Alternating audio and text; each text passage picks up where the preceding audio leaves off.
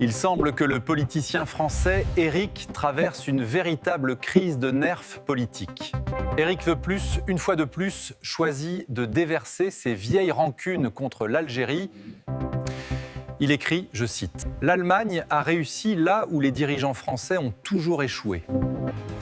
Et ajoute que la France est devenue faible face à l'Algérie. Suivi ce rapport sur votre chaîne ACTU DZFR. Il semble que le politicien français Éric Zemmour traverse une véritable crise de nerfs politiques après la décision souveraine du président Abdelmadjid Tebboune d'accorder la grâce à l'écrivain Boualem Sansal, en réponse à une demande humanitaire du président allemand Frank-Walter Steinmeier. Au lieu de réagir avec la sagesse d'un homme d'État, Zemmour a, une fois de plus, choisi de déverser ses vieilles rancunes contre l'Algérie dans un tweet chargé de haine et de frustration. Il écrit, je cite, « L'Allemagne a réussi là où les dirigeants français ont toujours échoué » et ajoute que « la France est devenue faible face à l'Algérie ». Des mots qui, en réalité, révèlent une jalousie diplomatique bien plus qu'une critique politique. Car derrière cette colère se cache la peur de voir l'Algérie s'imposer désormais comme un acteur respecté sur la scène européenne et africaine.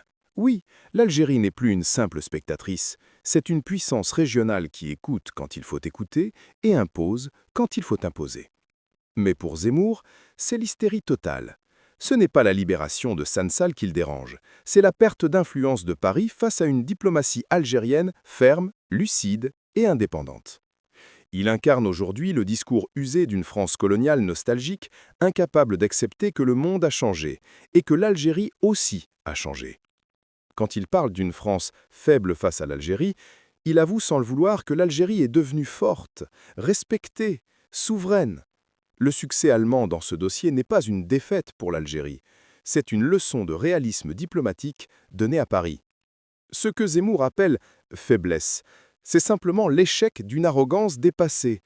Ces mots ne sont pas des arguments politiques, mais les cris d'un homme prisonnier de ses fantasmes coloniaux.